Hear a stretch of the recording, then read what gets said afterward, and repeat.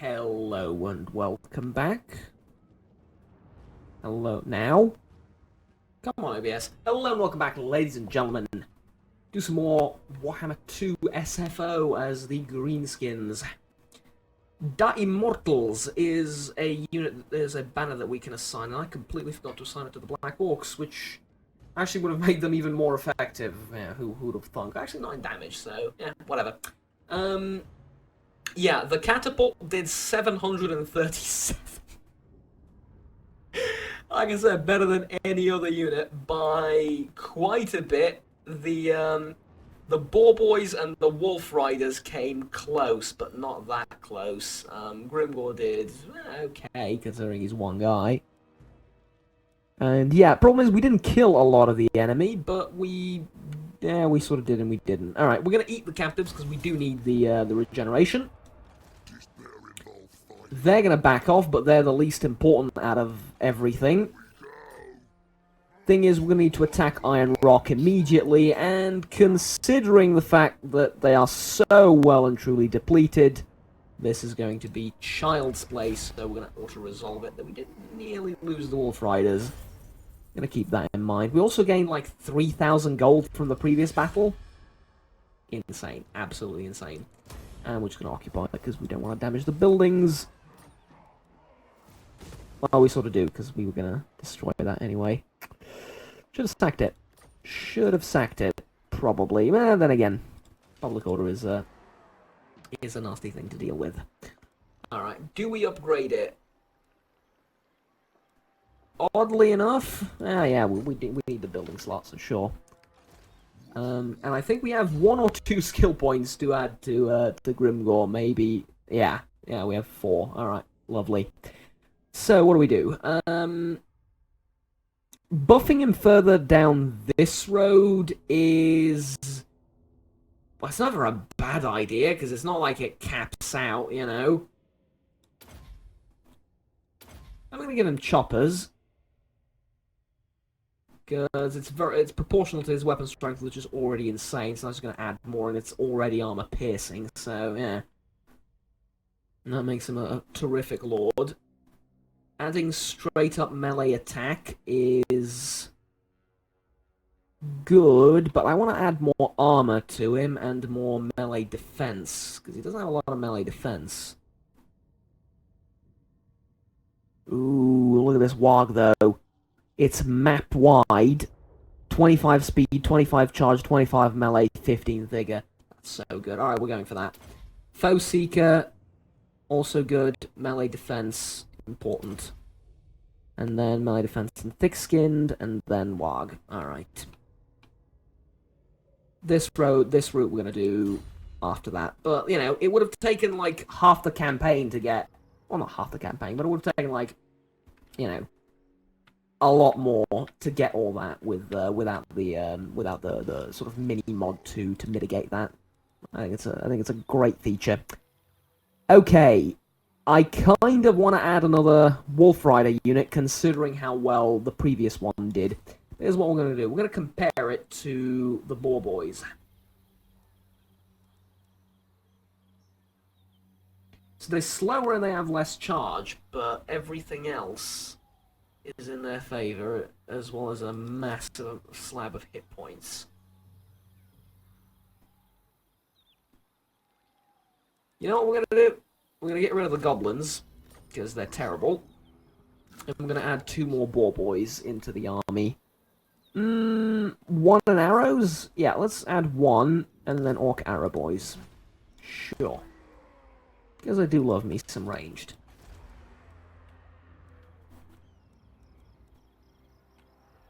Okay. And we're not going to build this yet, because it doesn't help a lot, and we do have problems with obedience. Scam and corruption is going down. Lovely. We do have a quest battle as well. Where is it? It's right there. We're going to do this quest battle. Well, we're going to do it eventually. We need to take Karag Drawn first. Why did I pronounce it like that? Drawn. Drawn, yes. Casualties. Ugh. That's Actually going to reduce the fightiness of his army. You would have thought that due to a glorious victory, they wouldn't have problems with that, but they do. This is not a playable faction, is it? Karagazul is not a playable faction. They start off with some amazing tech. Is why I'm looking at them, but yeah. I wish that was a playable faction.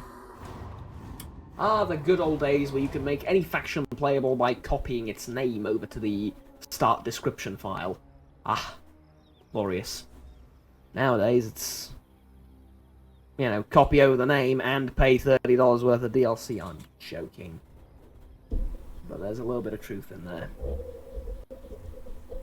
And I appreciate it, I really do. I appreciate the various gameplay mechanics that they add with every playable faction and all that, and I appreciate the fact that the reason Kislev is so shite is that it's not playable yet, and they're going to sell it in the next game, but... I don't know. And then you take a look at sort of the game itself, you know. Let's imagine Warhammer 3 is released, and there's all sorts of factions and everything. And you take a look at Mortal Empires the way it is right now, and tell me, is it worth $90? Well, it sort of is, you know? If I auto-resolve it, he's going to lose the Wolf Riders. I need to fight this. I'm sorry, I'm going to try and do it as quickly as I can. But I don't want to lose the Wolf Riders, that's just... it's too big of a handicap. It's like another turn of not doing nothing, of doing nothing. Quite the opposite, actually. So yeah, we need to fight this. But yeah, you take a look at the entire game, all 3 games. However, it's just, realistically, it's just one released in 3 bits, which is what they said, if you remember, all those years ago when Warhammer Total War was announced. They said that they're going to release 1, and then they're going to release 2, and then they're going to release 3, and each game is going to unlock a segment of the map, which is going to add to the previous one. They basically announced Mortal Empires years ago, right? And to me, this was brilliant. And I'm like, am I willing to pay $60, $90? Oh, sorry, not 90, $120, because it's... No. Well, here's why I'm saying 90, because you buy them on sale, right? You buy them on certain websites that are, well, you know, eager to sell you their games. I don't mean like anything illegal or anything, or stolen keys or anything along those lines, because I know that's a hot topic nowadays. But I mean, like, you know, you buy them on various websites, and you're good. You don't exactly, think twice about it. They sell you the key. You're happy, they're happy. It's rare that you pay $60 for a $60 game, as contradictory as that may sound to the uninitiated. Thing is, though, is it, like, worth $120 or $180? I think around $120 for all 3 games without the DLC for all of them. I think you're looking at a decent price that I'm willing to pay. Reason being, you take a look at stuff like Paradox, or the games that they make. You pay a hell of a lot more for those, and you're basically given a similar level of content in that eventually, after 60 DLCs, the Paradox game is great, and it unlocks a plethora of religions, cultures, nations, or whatnot for you to play as. Sure enough, but you paid like $600 for the friggin' things, right? So, you know, you get a not that very different level of service. And like I said, I'm pretty happy with that being the way it is.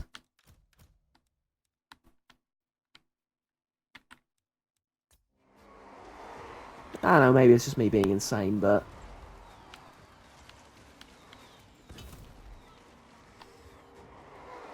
But there is also, like, there's also a thing called diminishing returns. Stop, you're hitting Rimgore. There's also this thing called diminishing returns, because basically, after, you know, a certain amount of DLC content, you sort of start to look at it differently. And you're like, let's fire one ourselves.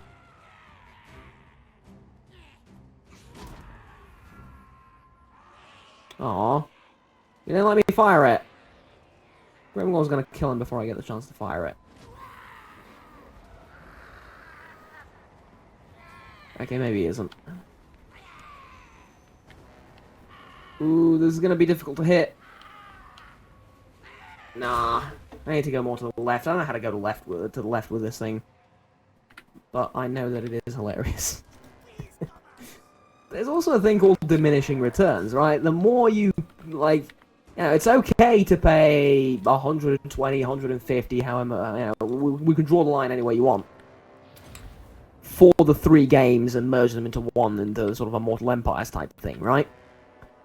It's alright, but then if you include the Chaos DLC, the Beastman DLC, the Wood Elves DLC, the Vampire Coast DLC, so on and so forth,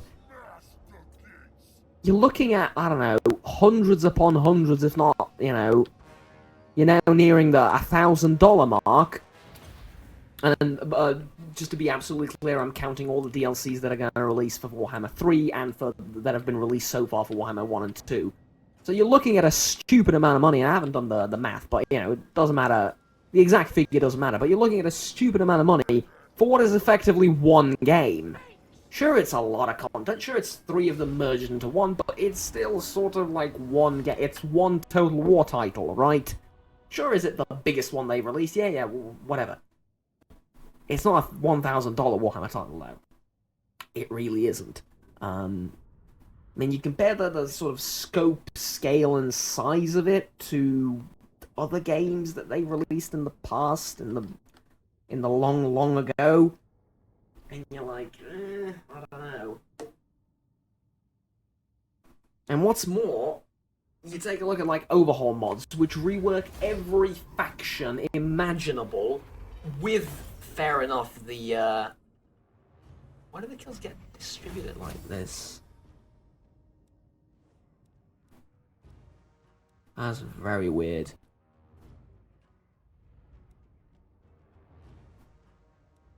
Well, I need replenishment, but I don't need it that badly. I'm gonna go with Slaughter Captives, because after 10 of those we get a level up. I was going somewhere with this.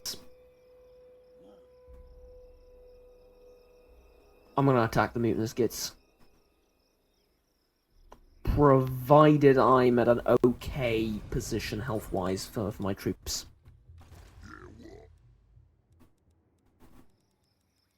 It's a relatively okay position. Can I reach them is the question. I think I can. Yeah, I'm pretty sure I can. Can I beat them if I reach them? That's a different question. Fanatic. Fanatic means they... Special range weapons... Poor leadership... They just have better... No, they don't. Is Fanatic literally like a little bit more leadership, or are you messing with me?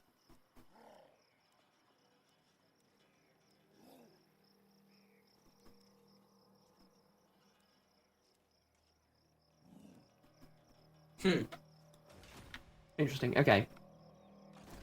Because, yeah, if I beat that, I can then take on Karak 8 Peaks. Take on being a bit of a optimistic sentiment, but alright. Oh, I could go for Karak Thron as well up there. Ugh. Always consolidate, you should always consolidate.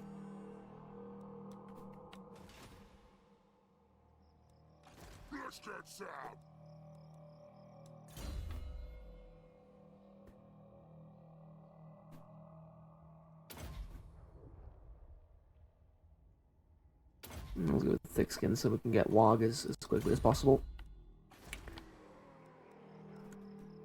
And then we don't have Yumi pens here, do we? No, we don't. Well, let's build Yumi pens. And then I'm thinking we go through the Barakvar thing, right? Ranka Hills. Always consolidate, though. Always consolidate. And they do have a Crooked Fang Fort down here. But yeah, we're going down there. We're gonna have to go down there first.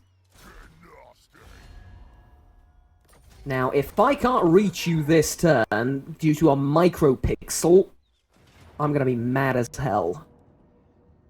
Right, turns out we can reach you. Good.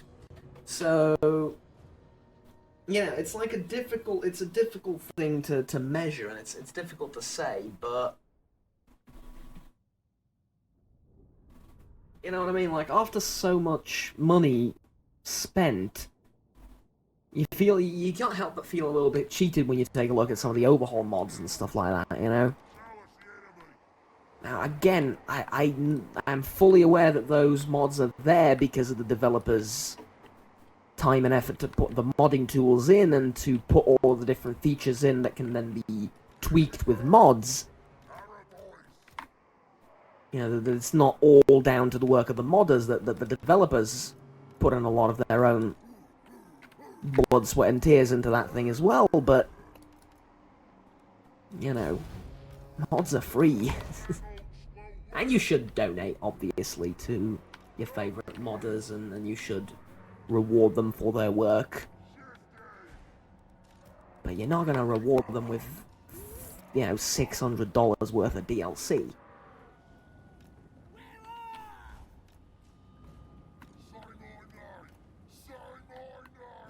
Then again, you know, fair enough, modders don't have the same expenses to pay. You know, they don't pay a team of 1,000 people to make Beastman animations for them. Fair enough. It's not 1,000 people, it's like a couple of guys, but still, it's expensive to pay artists to do that, right? Or to pay coders and everything. I understand that, but all I'm saying is it's very difficult to measure, which I suppose is like saying water is wet. You haven't said anything specific, so it's like, where do I stand on that? I stand where my wallet is, which is pretty damn shallow. You know? So I think that's an okay position to have. If you can afford it, go for it. If you can't, complain about it and say that it's too expensive. And I think that's sort of a good balance to strike with almost everything, because then you sort of, you know, because ultimately it's always a balance between how much you can pay, how much you want to pay, and how much you should pay, I suppose, right? Given the amount of work, effort, and all that provided.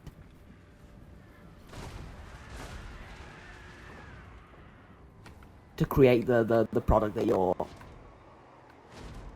we're discussing, I suppose, right? So ultimately, it is, I think, an alright way to measure it. It is alright to measure it that way, but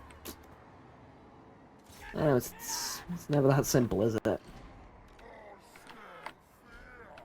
And we do have a problem with things being over expensive as well, and the video games industry doesn't necessarily suffer from this that much, though it does. I think Hollywood suffers from this a hell of a lot more than video games do. Actors are stupidly expensive for no reason, right? Just take a look at the cast of what's been popular lately, Game of Thrones or whatever, since I was thinking about doing videos on that. I actually did a whole video on that, but then I just sort of ended up not releasing it, because everyone else was talking about it, and I was like, alright, you're not saying... Well, I did say something new. It was about the lack of shields in the last few episodes, and how it endlessly infuriates me, but, still, you know... Oh, this is good. It's like...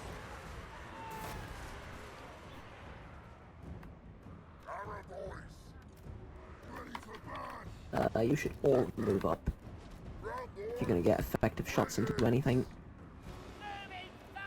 Well, not you. I want you to shoot that. And I want you to charge that.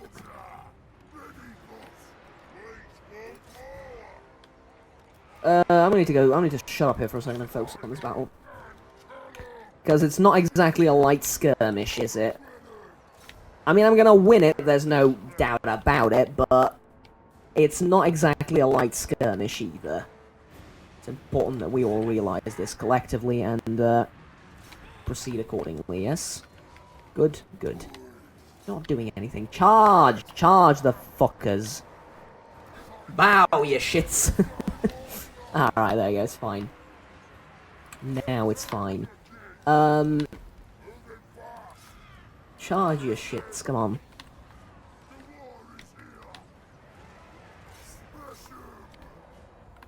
See, actors are stupidly overpriced. Just take a look at the salaries for most of them. Hundreds upon thousands of dollars for a few lines, right? You don't need that much. You don't need that. We're now talking, like, sociological... No, it's not sociological, it's societal. It'll be... Sociology will be a science. Societal. We're now talking societal changes, rather than just... Oh yeah, how much do you think we should charge for this DLC?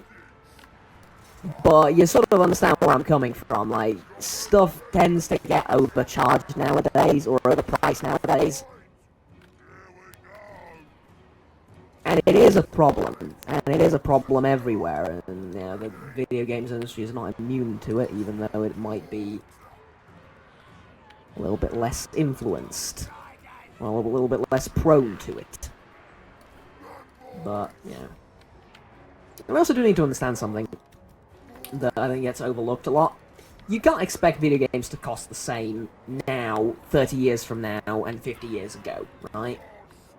Part of it is inflation. Part of it is the different standards. Because, simply put, the production cost of video games is a lot higher now than it was before. It's a simple fact of the matter, right? So if the production cost is higher, naturally everything else, you know, the DLC price, the on-release price, everything is gonna be higher as well. The price of microtransactions is gonna be high as well. So it's really nothing to be baffled about. I think we just need to accept that a lot more readily, but then again, you also run into something I've noticed this. I haven't seen a lot of people talking about this. A little bit with Paradox, I suppose, but also other games. You run into a sort of how should I put it? Contradictory situation for yourself and for others, whereby all of a sudden you're very critical of EA. Or you're very critical of EA. That's about it, right? Be all end all. But no, you're very critical of various different developers and their DLC policies. You can be highly critical of Paradox as well. No, I don't think that's entirely fair, but you know, hey, we all have our problems and demons to deal with.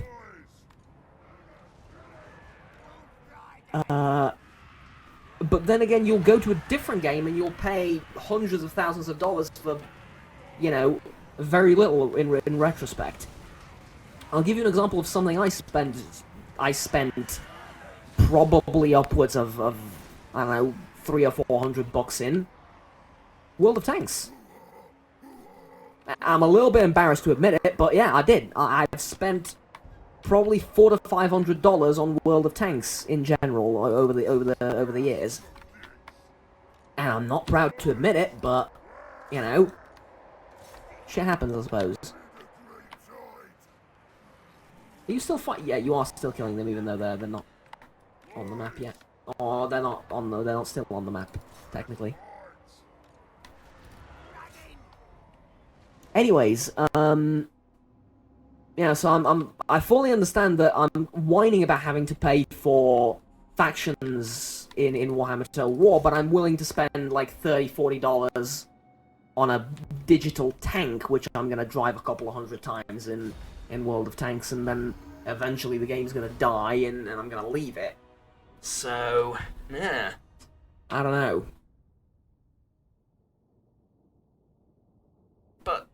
that's also the thing. Like, eventually everything dies. Eventually, you're never gonna play Warhammer 2 or Warhammer 3 again, right? Eventually, you're gonna forget about that game. So you gotta understand that everything you're buying is temporary, and it's a lot more temporary in the real world than in the digital world, right? Because, I don't know, you really liked to go to this restaurant, but they're, like, very expensive, but you go there anyway because you enjoy it. You know, you fork over a... What are restaurant prices in Western Europe? I don't know. I really don't, because they're ridiculously cheap here in comparison. But salaries are a lot lower, so... We're not in a better position in Eastern Europe, trust me. But, yeah, I don't know off the top of my head. Anyway, how are you regenerating outside of friendly territory? You absolute monsters. Alright. Let's see. What shall we take? Well, obviously we're going to take Warg, and then now we can focus on something else. So, yeah, it's like...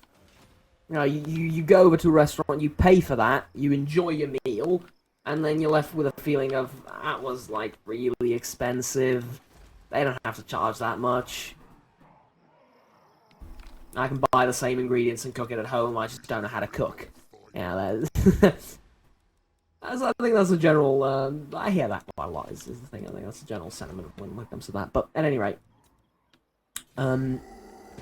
yeah, so it's like very temporary. It's one evening, it's one meal. Here, it's like, you know, a long while before you leave the game. So yeah.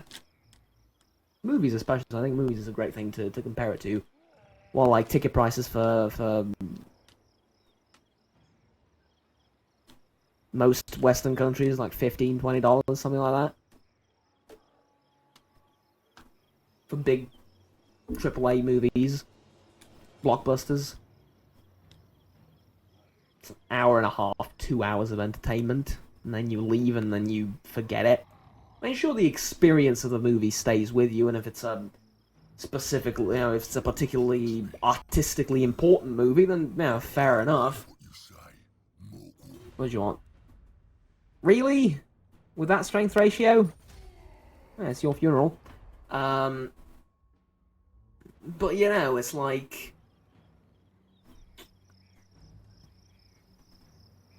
Ooh. Is that silly? No, it's not silly, because you're going to take it. Take it. It's fine. You can take it. But... You're not gonna live to regret taking it. Yeah, you haven't even... You've sacked it. You've sacked a worthless settlement in the middle of nowhere and left your capital exposed. This mod's supposed to make the... Oh, and you're taking attrition now as well, because you're sitting in the middle of a desert. Oh, for crying out loud. Alright. You don't deserve to live. Not after that. I'm gonna fight it. Oh, I'm not gonna fight it. I can't be bothered. Yeah, fine. I'll just do extra well on the siege. I'll take the replenishment.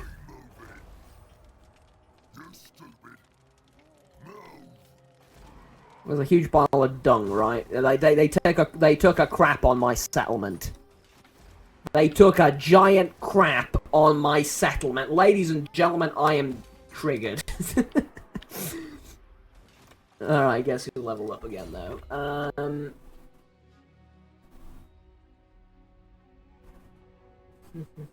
and if you think we're advancing a little bit too quickly through the various trees and whatnot, no, we're not, because you get 2 per level up until level 8, 9, 10, something like that in the default mod, so we're not getting into the ridiculousness yet. This is purely default so far. None of this increases... Oh, it's annoying me. Casualty replenishment rate plus 30 for the Lord's Army. That's what I was looking for, thank you. So we're not going to do a lot of raiding. We're not going to do a lot of looting either. Let's go death from below. Increase movement range. Okay, so we're taking Carrack 8 Peaks next turn.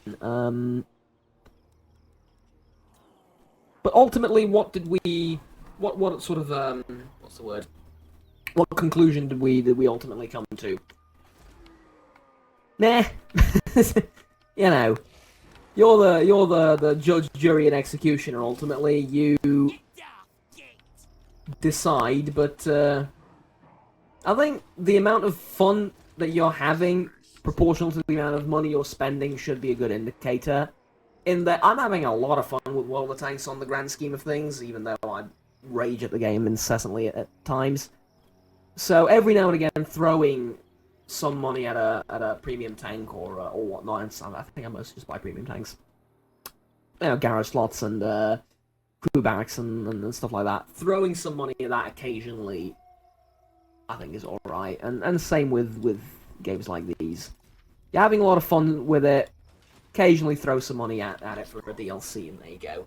That's another great thing, is the sort of selectability, I suppose, you know. You don't have to buy the Wood Elves DLC if you're not interested in playing the Wood Elves, because the AI is going to get the same thing, you're just not going to be able to play it. And I think that's a great business model. I really like this business model, even if it is draining a little bit more cash than we'd like them to. Than I'd like them to. So yeah, I really like the selectability of it, and the fact that if they add a mechanic, the AI has that mechanic. You know, it's in the game files. You play with that gameplay mechanic well, you play against that gameplay mechanic, sort of, right?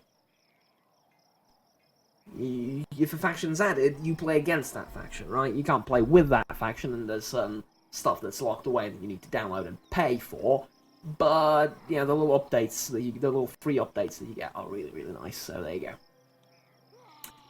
Plus, you have to admit that they've been updating the game quite a lot. I mean, they've added a ton of content for the vampires, what with the blood kisses and then the way they've changed corruption and whatnot. You know, that's a lot of content to be added from Warhammer 1 that you didn't pay for. So, you know, consider that when picking up some DLC, and consider that maybe you're not paying for the DLC specifically, but that maybe instead you're paying for, you know, the entire development process a little bit. But I don't know, that's just my one piece on it, I suppose. Anyway, we have a battle to fight next time, and it's going to be a very exciting one. Until then, ladies and gentlemen, thank you very much for watching. Like, subscribe, and if you enjoyed the video, we'll stay tuned with the rest of the series. Until next time, have fun, take care, and bye-bye.